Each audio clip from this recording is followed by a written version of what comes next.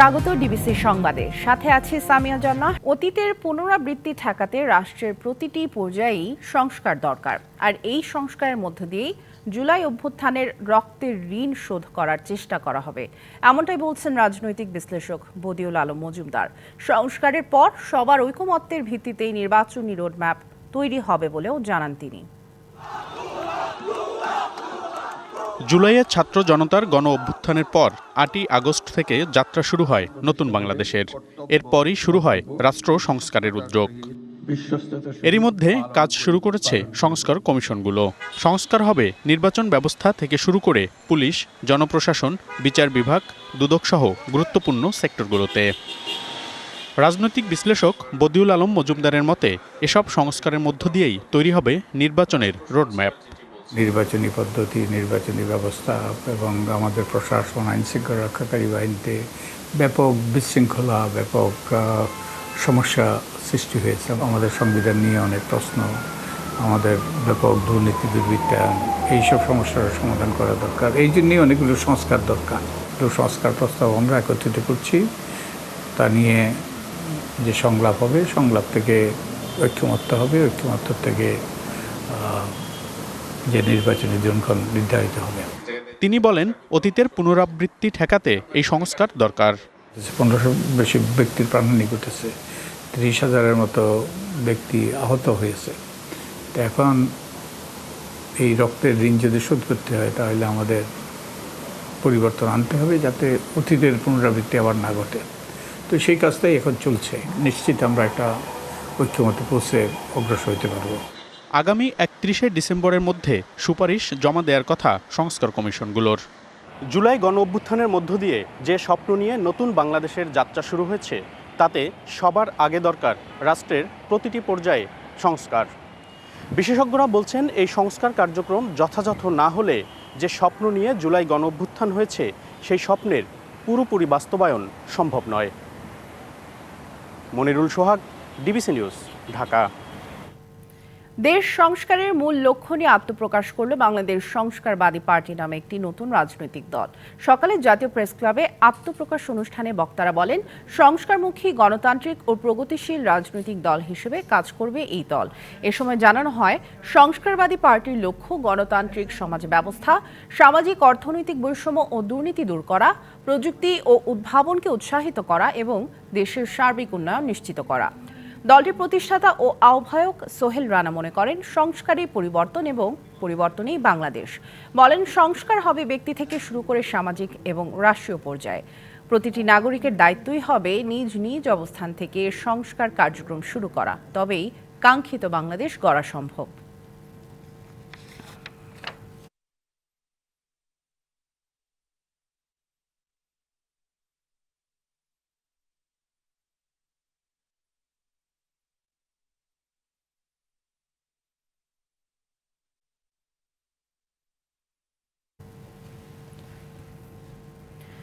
ছাত্র জনতার অভ্যুত্থানের ১০০ দিন, এখনও কান্নায় বুক ভাসাচ্ছেন আন্দোলনে আহত অনেক শিক্ষার্থী ও নিহতদের পরিবারের সদস্যরা। তাদের অনেকেই এখনও পাননি কোনো সহায়তা। দিন কাটছে মানবেতর, চালিয়ে নিতে পারছে না চিকিৎসা। বুক ভরা ব্যথা নিয়ে গণহত্যায় জড়িতদের বিচার চাইছেন সন্তানহারা বাবা মায়েরা।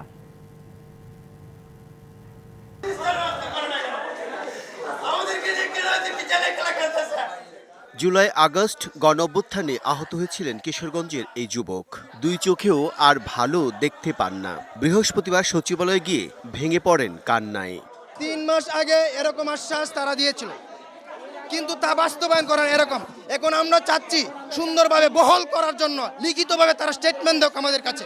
সরকারের কাছে চিকিৎসা নিশ্চিতের দাবি করতে করতে ক্লান্ত আরেক যুবক। এখন আর কথাই যেন বেরুচ্ছে না তার। ছাত্র জনতার বিপ্লবের ১০০ দিন আর অন্তর্বর্তী সরকারের পার হয়েছে ৩ মাস, অথচ হাসপাতালে হাসপাতালে ভোগান্তির শেষ নেই আহতদের। বাধ্য হয়ে অনেকেই নেমেছেন রাস্তায়। এখনও কান্না যেন থামছেই না সন্তানহারাদের। রাগে ক্ষোভে অনেকে বলছেন, গণ অভ্যুত্থানই তাদের চূড়ান্ত বিজয় নয়। মানুষের সব মৌলিক অধিকার নিশ্চিত না হওয়া পর্যন্ত চলবে আন্দোলন। সেই উত্তাপটাকে আমরা ধারণ করতে চাই। এই উত্তাপকে ধারণ করে আমাদের সামনের দিনের যে লড়াই, সেই লড়াইকে আমরা আরো বেশি দুর্বার গতিতে এখানে এগিয়ে নিয়ে যেতে। গণ অভ্যুত্থানের শহীদ ও আহতদের পরিবারের স্মৃতিচারণে শুক্রবার অনুষ্ঠানের আয়োজন করা হয় জাতীয় প্রেস ক্লাবে। এ সময় গণহত্যায় জড়িতদের বিচার নিশ্চিত করার দাবি জানানো হয়। কোটি টাকা বিনিময়ে আমি আমার সন্তানদের পাবো না। আজ 3-4 মাস হয়ে গেছে আমার সন্তান আমার মা কইয়া ডাকে, আমার মালিক তো আমার মা কইয়া ডাকে। সবকিছুই ধ্বংস করে দিচ্ছে, কোনোভাবেই ভালো লাগতেছে না। কোথায় যাবো, কি করবো, কোনোভাবেই ভালো লাগতেছে না। বর্তমান যে সরকার আছে তার কাছে বিশেষ চাই। বিপ্লবের 100 দিন উপলক্ষে ঢাকা ও জেলা শহরে আহত ও শহীদ পরিবারের সঙ্গে মতবিনিময় করবে বৈষম্য বিরোধী ছাত্র আন্দোলনের নেতারা। Bijan Kumar Das, DBC news, Dhaka. বাংলাদেশে ইউরোপীয় দেশগুলোর দূতাবাস বা কনসুলেট স্থাপনের দাবিতে রাজধানীতে মানববন্ধন করেছে ইউরোপ ভিসা প্রত্যাশী ঐক্য পরিষদ। সকালে জাতীয় প্রেস ক্লাবের সামনে মানববন্ধনে বক্তারা বলেন, অভিবাসন, শিক্ষা ও কর্মসংস্থানের লক্ষ্যে বাংলাদেশ থেকে ইউরোপের বিভিন্ন দেশে যাওয়া নাগরিকের সংখ্যা ক্রমেই বাড়ছে। ইউরোপের বিভিন্ন দেশের কনসুলেট এবং দূতাবাস কার্যক্রম বাংলাদেশে না থাকায় তাদের অন্য দেশ অভিমুখী হতে হচ্ছে। এতে বিপুল অর্থ ও সময় অপচয় এবং বাংলাদেশ রেমিটেন্স হারাচ্ছে বলে অভিযোগ করা হয়। সংকট সমাধানে 4 দফা প্রস্তাবনা দিয়েছে ঐক্য পরিষদ। নাগালে আসছে না শীতের আগাম সবজির দাম। ক্ষেত থেকে কয়েক হাত ঘুরে গ্রাহকের হাতে পৌঁছাতে ফুলকপি, বাঁধাকপি ও টমেটোর দর কেজিতে বাড়ছে 30 থেকে 35 টাকা পর্যন্ত। আকাশ ছোঁয়া দামে এসব সবজির ধারে কাছেও যেতে পারছেন না সীমিত আয়ের মানুষ। মাঠ জুড়ে শোভা ছড়াচ্ছে শীতের আগাম সবজি। বাড়তি লাভের আশায় পরিচর্যায় ব্যস্ত জয়পুরহাটের কৃষক। জমি থেকে বাঁধাকপি বিক্রি হচ্ছে 45 থেকে 50 টাকা কেজি, ফুলকপি 65 টাকা আর টমেটোর দর 140 টাকা। কয়েক হাত ঘুরে ভোক্তার কাছে যেতেই দাম বেড়ে যাচ্ছে কেজিতে 30 টাকা পর্যন্ত। কৃষকরা বলছেন, বৃষ্টির কারণে আবাদ ব্যাহত হওয়ায় এবছর সবজির দাম কিছুটা বেশি। তবে লাভের একটি বড় অংশ নিয়ে যাচ্ছে মধ্যস্বত্বভোগীরা। বাঁধাকপি লাগাইছি, ফুলকপি লাগাইছি, টমেটো লাগাইছি। প্রচুর টাকা আমার খরচ। এই বাজারের দাম বেশি, আমরা সেই মূল্যে দাম পাচ্ছি না জমিতে। আমরা যদি বেচতেছি 20 টাকা, তারা বেচতেছে 30 টাকা, 40 টাকা। নতুন সবজির প্রতি বাড়তি আকর্ষণ থাকে ক্রেতার, কিন্তু আকাশ ছোঁয়া দামে ধারের কাছেও যেতে পারছে না সীমিত আয়ের মানুষ। সপ্তাহের ব্যবধানে মানিকগঞ্জের বাজারে দাম কিছুটা কমে ফুলকপি বিক্রি হচ্ছে 100 টাকায়, বাঁধাকপি 80 টাকা এবং টমেটোর দর 160 টাকা কেজি। লাউয়ের দাম, কপির দাম, টমেটোর দাম ভয়ে জিজ্ঞেসই করি না, কারণ আমাদের ক্রয় ক্ষমতার বাইরে। এখনো যে বাজারে সবজির দাম, এতে আমাদের এখনো হাতের নাগালের বাইরে। পাইকারি থেকে খুচরা বাজারে দামের ব্যবধান রয়েছে 30 থেকে 35 টাকা। ফুলকপি আমরা পাইকারি আনছি 84 টাকা কেজি, বিক্রি করতেছি 100 টাকা কেজি। বাঁধাকপি পাইকারি আনছি 60 টাকা কেজি, বিক্রি করতেছি 80 টাকা কেজি। টমেটো আনছি আমরা হলো 120 টাকা কেজি, বিক্রি করতেছি 160, 140 টাকা কেজি। রাজধানীতে সবজির বাজারের চিত্র অনেকটা একই রকম। বেশিরভাগ সবজি 80 থেকে 100 টাকা কেজিতে বিক্রি হচ্ছে। সবজির এমন চড়া দামে ক্ষুব্ধ ক্রেতারা। অনেক বেশি ছিল দাম, আগের তুলনায় অনেকটাই কমতে শুরু করছে। আর একটু কমলে ভালো হয়, যে যারা মধ্যবিত্ত গরিব শ্রেণীর মানুষ তাদের জন্য অনেক উপকার হয়।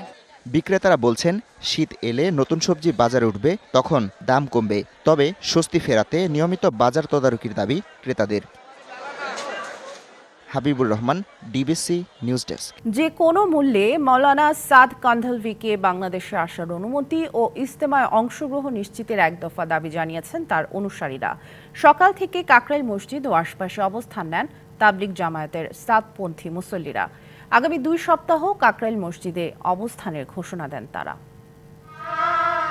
কাকরাইলে মার্কাজ মসজিদের নিয়ম অনুযায়ী 14 দিন থাকবে সাদপন্থীরা আর 28 দিন থাকবে জোবাইরপন্থীরা। এর ধারাবাহিকতায় শুক্রবার সকালে প্রবেশ করেন সাদপন্থীরা। পূর্ব ঘোষণা দিয়ে সকাল থেকে মসজিদের আশপাশ এলাকায় অবস্থান নেয় তারা। সারা পৃথিবীর সকল মুসলমান একভাবে আমরা একত্রিত হয়ে দ্বীনের খেদমত করতে পারি। ইসলাম আমাদের একটা হোক, আমাদের সাথে কারো দ্বন্দ্ব নাই, কোনো কিছু নাই। আমরা যে প্রত্যেকটা মুসলিম এক হোক, আর অন্য কিচ্ছু না। যে কোনো মূল্যে মাওলানা সাদকে বাংলাদেশে আসার অনুমতি এবং এবারের ইজতেমায় অংশগ্রহণ নিশ্চিতে 1 দফা দাবি জানায় তারা। মাওলানা সাদ সাহেব যখন বাংলাদেশের মাটিতে আসবে, এরা সবাই যখন বসবে, তাহলে মুসলমানের যে বিভেদটা আছে ইনশাআল্লাহ এটা খুব দ্রুতই মিটে যাবে। তো তারা যে ভুলের ভিতরে আছে, আমরা আল্লাহর কাছে পানা চাই যাতে তারা সেই ভুল থেকে ফিরে আসেন। আরও স্বচ্ছ হয়ে যাবে যদি হযরত মাওলানা সাদ সাহেব যদি বাংলাদেশে আসে, তাহলে এটা প্রকাশ হয়ে যাবে। সাদ সাহেবের মুখে আমরা শুনতে চাই যে সে বলছে কিনা এই ধরনের কথা। জুমার নামাজের আগ পর্যন্ত কাকরাইল মসজিদের আশপাশ এলাকায় জোরালো অবস্থান নেয় মাওলানা সাদ অনুসারীরা। জুমার পর মসজিদে ফিরে যান তারা। এদিকে কাকরাইল এলাকায় এই অবস্থানকে কেন্দ্র করে সকাল থেকে আশপাশের এলাকায় নিরাপত্তা জোরদার করেছে আইনশৃঙ্খলা রক্ষাকারী বাহিনী। এর আগে গেল ৫ নভেম্বর রাজধানী সোহরাওয়ার্দী উদ্যানে বিশাল জনসভা করে মাওলানা জোবাইর অনুসারী আলেম ও ওলামারা। সে সময় তারা মাওলানা সাদকে বাংলাদেশে প্রবেশ করতে দেয়া হবে না বলেও হুঁশিয়ারি দেন। এই সরকার যদি এই বেয়াদবকে বাংলার মাটিতে আনতে চায়, এই সরকারেরও পালাইবা। সারা বিশ্বের তাবলীগী জামাতের মূল ধারা এই সাদ এবং সাদের কুখ্যাত অনুসারীদেরকে তাবলীগী জামাতে অবাঞ্ছিত ঘোষণা করেছেন। ২০১৭ সালের নভেম্বরে দুই পক্ষের দ্বন্দ্ব প্রথম প্রকাশ্যে রূপ নেয়। কাকরাইলে দুই দলের কর্মীর মধ্যে চরম বিরোধ সৃষ্টি হওয়ায় গেল ৭ বছর ধরে প্রশাসনের সিদ্ধান্তে কাকরাইল মসজিদে নিয়মতান্ত্রিকভাবে অবস্থান নেয় দুই পক্ষই। Mahmudul Hasan Nazim, DBC news, Dhaka. রাজশাহী বিশ্ববিদ্যালয়ে প্রথম বর্ষের ভর্তিতে পোষ্য কোটা বাতিলের দাবিতে অনশন করেছে শিক্ষার্থীরা। পরে উপাচার্যের আশ্বাসে কর্মসূচি প্রত্যাহার করে তারা। এ সময় শিক্ষার্থীরা বলেন, পোষ্য কোটা বাতিলের বিষয়ে রিভিউ কমিটি করার জন্য উপাচার্য সোমবার পর্যন্ত সময় নিয়েছেন। এর মধ্যে রিভিউ কমিটি না হলে আবারও আন্দোলনের হুঁশিয়ারি দেন তারা। উপাচার্য জানান, প্রথম বর্ষ ভর্তি পরীক্ষায় পোষ্য কোটা বাতিলের বিষয়ে আগামীকালের মধ্যে রিভিউ কমিটি গঠন করা হবে। সেখানে শিক্ষার্থী প্রতিনিধি সহ অংশীজনদের সঙ্গে বসে সিদ্ধান্ত নেওয়া হবে। গতকাল সন্ধ্যা থেকে বিশ্ববিদ্যালয়ের জোহা চত্বরে আমরণ অনশনে বসেন শিক্ষার্থীরা। হালকা শীতে অপরূপ সাজে বিশ্ব ঐতিহ্যের সুন্দরবন। দেশি বিদেশি পর্যটকের পদচারণায় এখন মুখর এই ম্যানগ্রোভ বন। ঘুরে ঘুরে দেখছেন সুন্দরবনের বৈচিত্র্যময় পরিবেশ। প্রকৃতিতে মাঝে মন্ত, কিন্তু শীতের ভরা মৌসুমের মতোই সুন্দরবনে পর্যটকদের আনাগোনা। বৈচিত্র্যময় পরিবেশ দেখতে সুন্দরবনের গহীনে রোমাঞ্চকর ভ্রমণে দিন দিন আগ্রহ বাড়ছে ভ্রমণ পিপাসুদের। ঘুরে বেড়াচ্ছেন জাহাজে। করমজল পর্যটন কেন্দ্রের ফুড টেইলার, ওয়াচ টাওয়ার, কুমির, হরিণ, বানর ও বিলুপ্তপ্রায় কচ্ছপ সহ বিভিন্ন পশু পাখি আর প্রাকৃতিক সৌন্দর্যে মুগ্ধ সবাই। বাংলাদেশের একটা ঐতিহ্যবাহী জায়গা সুন্দরবন, এখানে আসতে আসলে ভালো লাগে। তো আমাদের পরীক্ষা শেষ হলো মাত্র, সেমিস্টার ব্রেক, তাই ঘুরতে আসলাম, ভালো লাগছে। পরিবেশ উপভোগ করার জন্য আসছি। ভিড় বাড়ছে কটকা, কচিখালী, হরিণ পয়েন্ট, দুবলারচর, হারবাড়িয়া সহ সুন্দরবনের অন্যান্য স্থানেও। চাপ সামলাতে হিমশিম বন বিভাগের কর্মচারীরা। সুন্দরবনে পর্যটক বাড়ায় বাড়ছে রাজস্ব আয়। এখন কিন্তু পর্যটক অনেক বৃদ্ধি পাচ্ছে, আর পুরো শীতকাল যখন আসবে, অর্থাৎ আগামী নভেম্বরের শেষের দিকে এবং ডিসেম্বরে থেকে জানুয়ারি, ফেব্রুয়ারি, মার্চ পর্যন্ত মোটামুটি কন্টিনিউয়াস পর্যটক যেভাবে আসে বৃদ্ধি পাচ্ছে, এরকম বৃদ্ধি পাবে। আমরা আশা করছি এবছর পর্যটক অন্যান্য বছর তুলনায় বেশি হবে এবং ইনশাল্লাহ যদি পর্যটক বেশি হওয়ার অর্থ রাজস্ব বাড়বে। সুন্দরবনে পর্যটকদের ভ্রমণ নিরাপদ করতে প্রয়োজনীয় সব ব্যবস্থা নিয়েছে কর্তৃপক্ষ। DBC news desk. সুনামগঞ্জে ধোপাজান নদীতে ইজারাবিহীন বালু পাথর লুটপাটের অভিযোগ উঠেছে। সরকার পরিবর্তনের পর 2.5 মাসে লুটপাটের পরিমাণ প্রায় 150 কোটি টাকা। স্থানীয়দের অভিযোগ, লুটপাটের সাথে জড়িত প্রশাসনও। জড়িতদের বিচার ও পুলিশ সুপারের পদত্যাগের দাবি জানিয়েছে বৈষম্য বিরোধী ছাত্র আন্দোলন সহ অন্যান্যরা।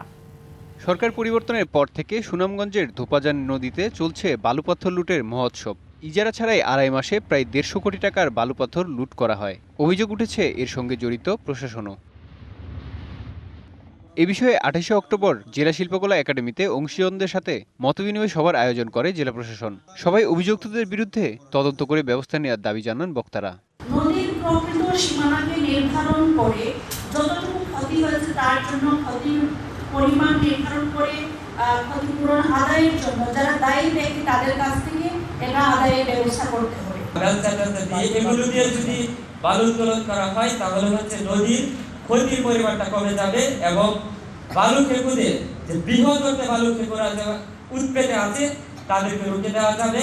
আশা করি একটা তদন্ত কমিটির মাধ্যমে সেই জীবন্ত সত্তার যে হত্যা করা হচ্ছে সেই হত্যার বিচার প্রধানমন্ত্রী অতিথির উপস্থিতিতে আমরা একটা ঘোষণা দেখতে চাই। সভার এক পর্যায়ে পুলিশ সুপারের পদত্যাগের দাবিতে স্লোগান দিতে থাকেন বৈষম্য বিরোধী ছাত্র আন্দোলনের সদস্যরা। প্রশাসন যদি নিজেই গিয়ে এখানে বাদ দিয়ে আসে বাস দিয়ে, তাহলে কিভাবে ওই রাতে আবার পুলিশের নিরাপত্তা থাকা অবস্থায় কিভাবে নৌকায় ঢুকতে পারে? তার মানে এটার সাথে জেলা প্রশাসন এবং পুলিশ প্রশাসন অবশ্যই জড়িত। উনি বললেন যে তুমি এসপি মহোদয়কে ফোন করে, আমি জানি না। আমি বললাম আপনার দায়িত্ব কি? উনি বললেন যে আমি এসপি কে বলেছি, উনি শুনে না। বিষয়টি তদন্ত করে ব্যবস্থা নেওয়ার আশ্বাস দেন বিভাগীয় কমিশনার। জেলা প্রশাসককে আমরা নির্দেশ দিয়েছি, যারা এই আপনার লিজের শর্ত ভঙ্গ করবে, লিজে কিন্তু বলে আছে ড্রেজার মেশিন ব্যবহার করা যাবে না, যারা ব্যবহার করবে ইমিডিয়েট তার বিরুদ্ধে শুধু লিজ বাতিল নয়, ক্রিমিনাল মামলা রুজু হবে। প্রাকৃতিক সম্পদের সুরক্ষার পাশাপাশি শ্রমিকদের জীবিকা রক্ষায় সরকার উদ্যোগ নেবে, এমনটাই প্রত্যাশা সুনামগঞ্জবাসীর। বলেছি তারা এই কাজটা করেছে। DBC news desk. সংবাদ এই ছিল এখনকার মতো। ডিবিসি নিউজের সংবাদগুলো পড়তে ভিজিট করুন dbcnews.tv আর ভিজিট করুন ডিবিসি নিউজের ফেসবুক পেজ এবং ইউটিউব চ্যানেল। সঙ্গেই থাকুন।